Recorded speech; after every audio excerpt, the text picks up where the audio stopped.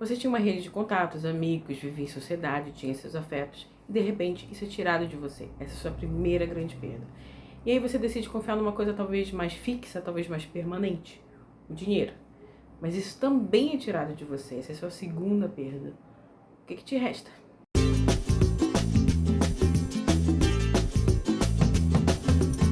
Hoje a gente comenta então sobre Silas Marner, escrito por George Eliot. Eu vou portuguesar e vou falar Silas ao longo do vídeo inteiro. George Eliot, talvez você conheça como ele, o escritor George Eliot, mas na verdade é ela, tá? Sobre isso eu vou falar mais pro final do vídeo, que eu vou falar mais algumas coisas, mas vamos fazer logo um resuminho. O Silas é membro, então, de uma seita chamada Parte do Lampião, e ali ele acaba sendo envolvido numa trama e acaba sendo, então, acusado de roubo. Ele não cometeu isso, mas ele já tem uma opinião dividida a respeito dele, porque muita gente vai dizer que ele sofre de possessão demoníaca, outras pessoas vão dizer que ele sofre de iluminação divina. Mas o que de fato ele sofre, algo que a gente tende a chamar então de epilepsia. Ele entra em transe, essa é uma palavra dita no livro, ele fica horas meio catatônico, parado. Para além disso, dele ter sido acusado injustamente de roubo, ali naquela seita, eles têm um sistema de solucionar dúvidas, que é tirar a sorte. E se eu não me engano, eles metem até a Bíblia nessa história, mais especificamente. Mas ainda assim, por esse método estranhíssimo, o Silas ainda é acusado de roubo, porque, segundo essa sorte aí, deu que ele seria realmente o culpado. Ele sai dali, e aí sim ele perde todas as conexões, ele perde a noiva que ele já tinha, os amigos, enfim, todo aquele sistema, alguma espécie de família também, ele tinha uma irmã ali que morreu, enfim. Mas ele sai dali e vai para uma outra cidade, um pouco distante realmente, chamada Raveloe. E lá por 15 anos, aproximadamente, ele vai trabalhar como tecelão, que ele já trabalhava, na verdade. Mas ali exclusivamente como tecelão, não vai ter contato com ninguém. Ele vai ser conhecido na cidade, assim como, sabe, aquele velho isolado, afastado, que a gente vai lá só perturbar a vida dele, as crianças, por exemplo. É mais ou menos isso. Ele é um bom tecelão, ele trabalha bem, não tem muitos tecelões naquela área. Então acaba que ele vai ser rico, porque ele vai trabalhar bem, trabalhar muito, e ele não vai gastar com nada, porque ele não precisa de nada, ele só quer trabalhar e juntar dinheiro. Então, acaba que o que era só o pagamento do bom trabalho vira uma segunda fortaleza, uma segunda base para a vida dele. Tipo, de novo, é uma coisa que é permanente. Da feita que eu ganhei meu dinheiro tá aqui, não sai daqui. Ele não tem nenhuma espécie de investimento para a época, ele só realmente retém aquilo dali. Tanto que todo dia, ali perto da hora da janta, ele vai dar uma olhadinha nas moedas, nos sacos de moedas que vão se formando ao longo de 15 anos. Então, gente, isso é o suficiente para se transformar praticamente no tio Patinhas, quase, né? Mas não, o que acontece é o seguinte, agora a gente vai conhecer outros personagens da história. A gente começa, na verdade, com Godfrey Cass.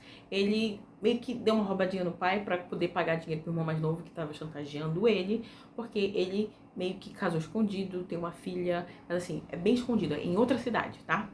Só que o dinheiro tá acabando, ele precisou tirar dinheiro do pai para pagar o irmão. E agora ele vai ter que vender o seu próprio cavalo, uma coisa que ele gostava muito. Ele dá o cavalo pro irmão mais novo vender, pra eles, sei lá, racharem aquele dinheiro, alguma coisa assim, mas a compra não vai ser efetivada porque o cavalo morre num acidente.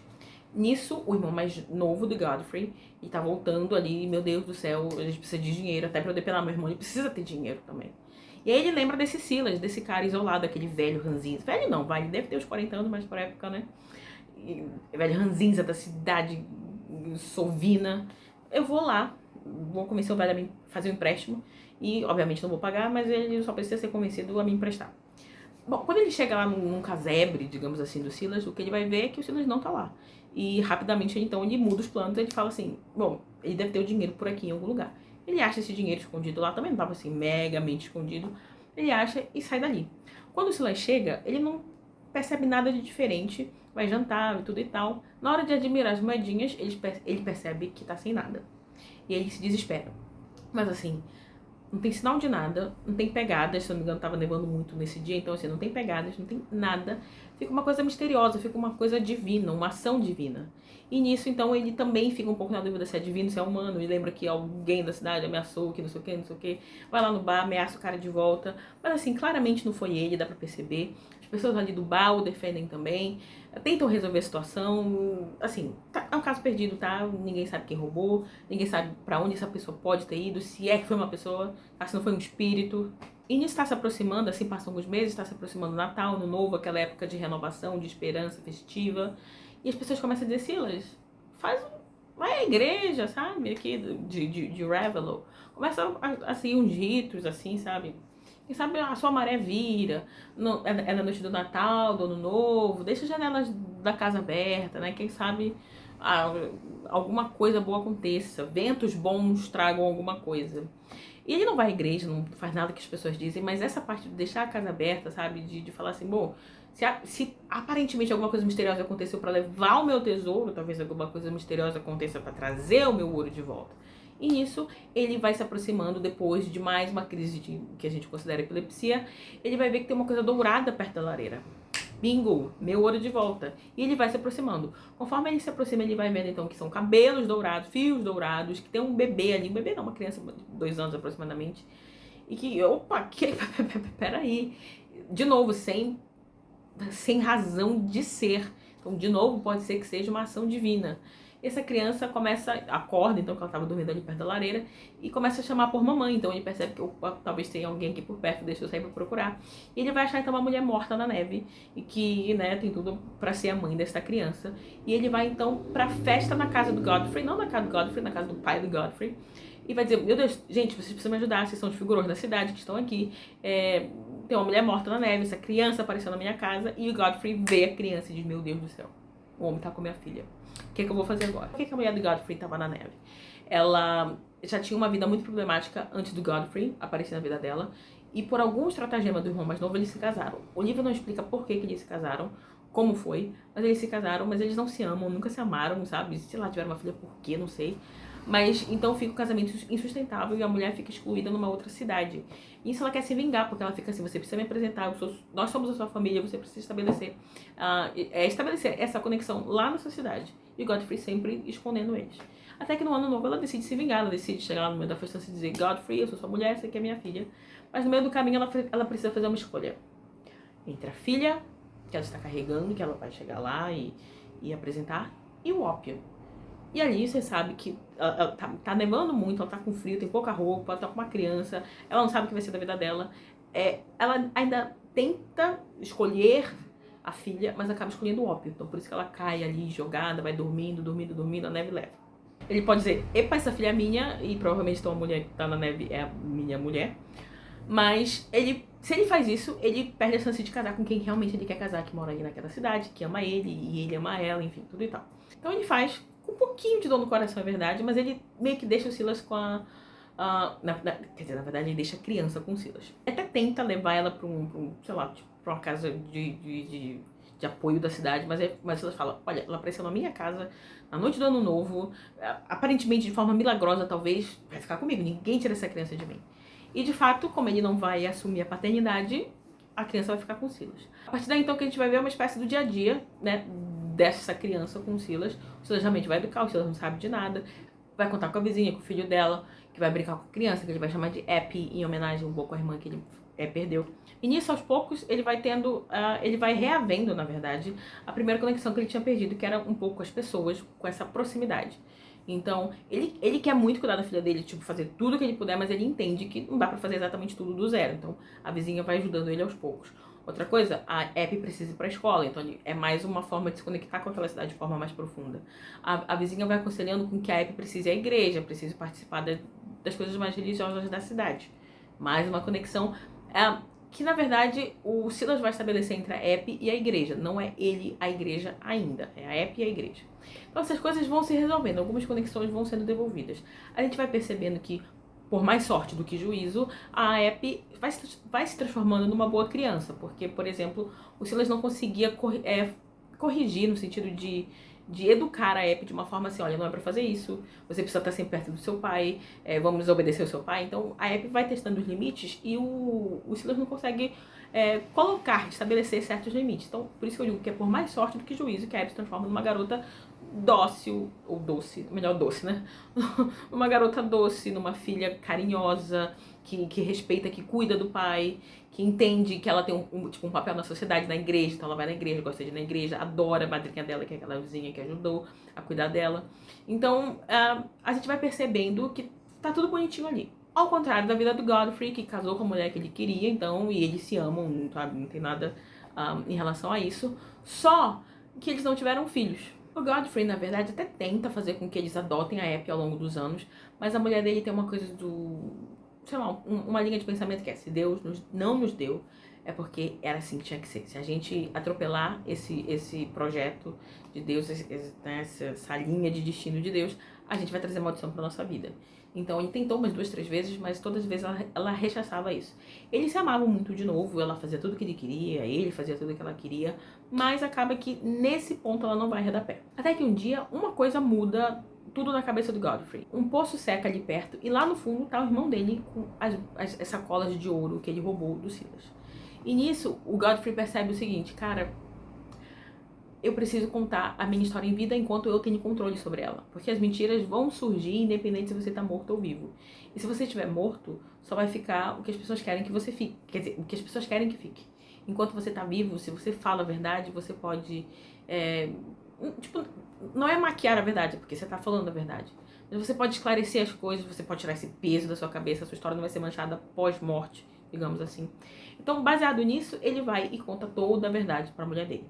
Obviamente ela fica um pouco chateada, ela diz assim: olha, quer dizer, um pouco não, fica até bastante chateada, mas ela fala assim: se você tivesse me falado isso antes, a gente poderia ter adotado ela, e de fato agora ela ia nos amar. Se passaram, sei lá, 16 anos, 16, acho que 14, 16 anos, não tem mais como ela amar a gente como pai e mãe, mas algo ainda pode ser feito, né? Então vamos lá, eles vão até a casa do Silas. É importante dizer que o Godfrey sempre ajudou, sabe? Os móveis lá eram sempre o que restava de bom da casa do Godfrey, ele mandava pra lá. Então ele estava sempre ajudando, mas obviamente longe dessa ajuda dele representar o que ele deveria ter atuado como pai, de fato. Quando ele chega lá, não demora muito, ele... Tipo, primeiro ele só quer adotar, né? Dizer assim: venha com a gente, porque, né, você sabe como é que são as coisas aqui. Não vai dar muito pra você ter uma boa vida vivendo aqui. E aí, oi, como assim? Né? Na verdade, é uma conversa que me lembrou um pouco o Mr. Darcy falando com a Elizabeth Bennet, sabe? Eu te amo, mas assim, a sua família é insuportável, sabe? Vocês falam alto, enfim, você não tem dinheiro, vocês são pobres. Mas olha, eu tô disponível, tô aberto a esquecer tudo isso pra casar com você. Isso é o que o Mr. Darcy fala. The relative situation of our families is such that any alliance between us must be regarded as a highly reprehensible connection. Indeed, as a rational man, I cannot but regard it as such myself, but it cannot be helped. Aqui é tipo: olha, você sabe que essa casa aqui não dá, né? Sabe que essas roupas aqui não dá. Você sabe que suas conexões aqui não dá. Mas, mesmo assim, oi, você viu que me oferece ajuda ou me ofender? Então, cada vez que essa conversa vai aumentando, a Eppie também chega dizendo: olha, não, esse é o pai que eu conheço. Ele vai dizer: olha, eu tenho direitos sobre você porque eu sou seu pai. E nisso, opa, né? E o Silas diz até uma coisa bonita, que ele vai dizer assim: então por que você não falou isso há 14 anos? Por que você não exigiu que ela fosse com você há 14 ou 16 anos atrás? Porque agora a gente já se conectou, agora, né, nós já nos amamos como pai e filha e você vem aqui. Bom, a esposa do Godfrey até vai dizer: olha, ela tenta, sei lá, passar uma mensagem de que laços biológicos são mais importantes do que laços afetivos. Até é verdade numa questão mais genética da coisa, mas no dia a dia, na convivência, não dá. Quem a acolheu, e ela sempre soube que ela foi achada, quer dizer, que ela achada não, ela que subiu a casa e entrou na casa do Silas, que o Silas recolheu ela naquele dia de Ano Novo, ela sempre soube a história dela. Então, mais gratidão ainda ela tinha pelo Silas. E o Silas, obviamente, muito amor por ela, tanto que ele deixa ela escolher. Ele fala assim: olha, você já falou tudo que eu tinha pra falar, eu já falei tudo que eu tinha pra falar, vamos ver o que a Eppie decide. A Eppie cada vez mais firme na decisão dela: não vou abandonar meu pai. Eu sempre sonhei em cuidar do meu pai na velhice, na verdade. Então, esquece. E eles saem dali um pouco indignados. É claro que eles vão continuar ajudando, e talvez agora de uma forma até um pouco mais de peso, mas nada que ele assuma o papel de pai, e muito menos que a esposa dele assuma o papel de mãe da Eppie. E não demora muito, a Eppie se casa, até o vestido quem dá são os pais biológicos, quer dizer, pai biológico, mas na verdade quem se intromete mesmo pra dar o vestido seria que poderia ter sido a madrasta dela. A história quase termina aí, na verdade, ali no meio do caminho as coisas vão começando a se resolver, né? O Silas restabeleceu a conexão dele com a cidade, beleza. O Silas restabeleceu o ouro dele, né? Ele foi devolvido a ele o ouro dele, beleza, mais uma conexão. Falta a conexão religiosa do Silas. Então ele volta lá na outra cidade, onde existia a seita do Lampião. Mas quando ele chega lá, ele quer ver no sentido de: olha, sei lá, será que agora eu já consigo esclarecer? Será que surgiu alguma coisa nova? Será que alguém falou a verdade depois? Ele quer saber. Mas quando ele chega lá, tá tudo mudado. Onde era a seita agora, se não me engano, é uma empresa, uma fábrica, alguma coisa assim. E não tem mais nenhum vestígio de que ali existia, de que teve aquele passado todo que era tão significativo para ele. Então ele volta para a cidade e vê Ravenloft assim como um jardim florido na vida dele. Ele tem a Abby, ele tem não é que ele tem amigos, mas ele tem conexões, digamos assim, que nem isso ele tinha. E é com esse último ponto que eu vou falar um pouquinho mais do que eu entendi desse livro como um todo. Na verdade, essa coisa do... a única conexão que ele não estabelece de forma alguma é uma conexão religiosa na história. Mas a gente percebe que, ao longo de toda a história, alguns eventos foram interpretados pela sociedade como espirituais, sendo que a gente estava entendendo o tempo todo que não tinha nada de espiritual ali. Ele realmente foi roubado por uma pessoa, a Abby realmente subiu à casa dele, porque a mãe tinha acabado de morrer na neve. O que era milagre de Natal pra ele, ou de Ano Novo, sei lá, era o pesadelo do Godfrey. As crises de epilepsia que ele tinha, gente achando que era de Deus e tinha gente achando que era do diabo. Tudo muito em forma de dicotomia ali. Mas a gente sempre sabendo que, na verdade, a coisa era fisicamente explicável. Materialmente explicável. E isso tem conexão com a própria George Eliot, nascida, na verdade, Mary Ann. Esse é o verdadeiro nome dela. Mary Ann Evans, eu acho. Ela foi uma pessoa que também foi deixando de acreditar num Jesus filho de Deus, no Emmanuel, nos milagres de Cristo. Ela foi acreditando no Jesus mais histórico, no Jesus mais sábio, com pérolas de sabedoria, sabe?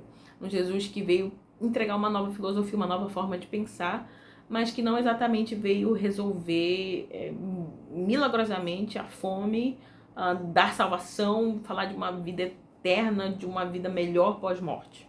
E isso a gente percebe no próprio Silas, que não conseguiu se reconectar. É o religare, né, que fala. Ele não conseguiu ter esse religare, porque a decepção foi muito grande com a própria religião. E que não era o cristianismo ali na seita. Mas na cidade onde ele foi morar depois, em Ravenloft, já era uma forma de cristianismo, mais parecida até com o catolicismo talvez. Mas mesmo assim, ele consegue estabelecer essa conexão com a filha dele, mas não com ele. A Mary Ann, a George Eliot, ela traduziu, na verdade, alguns livros que focavam, então, nesse Jesus mais histórico do que exatamente místico, talvez.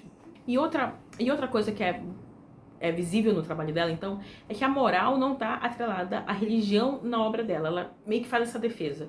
A gente tem o Silas, essa pessoa extremamente certinha, mas que se decepcionou com a religião, que não conseguiu se reconectar, mas talvez uma das pessoas mais íntegras daquela cidade. A vizinha dele também é muito boa, mas ela tem uma visão mais curta da religião, sabe? A religião é aquilo que eu pratico dia de domingo, que é bacaninha, e beleza, e tudo que o padre diz, eu vou lá na Bíblia e leio também, e é isso aí, eu concordo com o padre. Mas assim, o Silas é aquela pessoa que foi decepcionada, que foi traída algumas vezes ao longo da vida, mas que mesmo assim não devolveu o mal pra ninguém, por exemplo, na história. Pelo contrário, fez o bem, literalmente sem olhar a quem.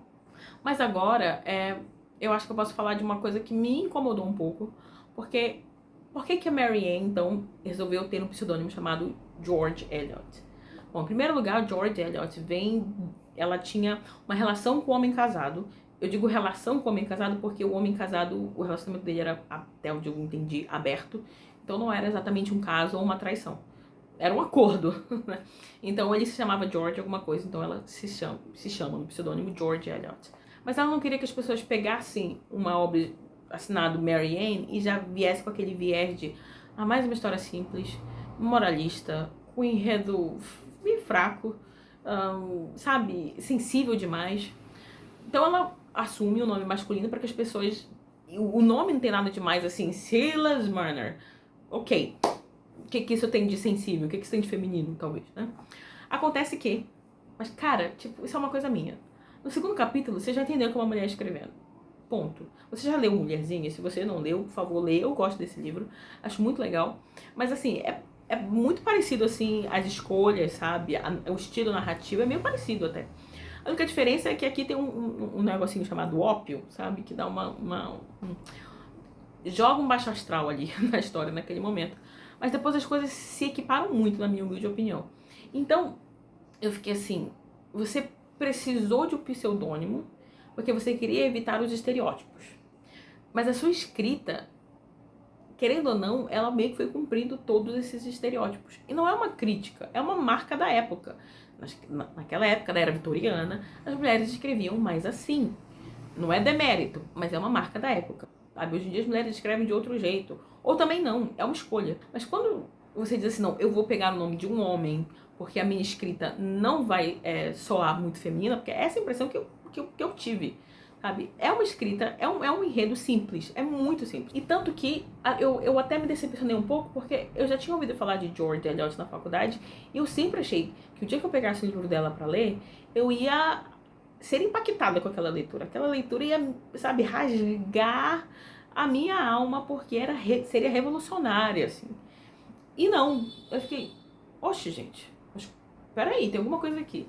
Talvez essa minha decepção um pouco com a história tenha vindo daquela coisa do expectativa versus realidade, né?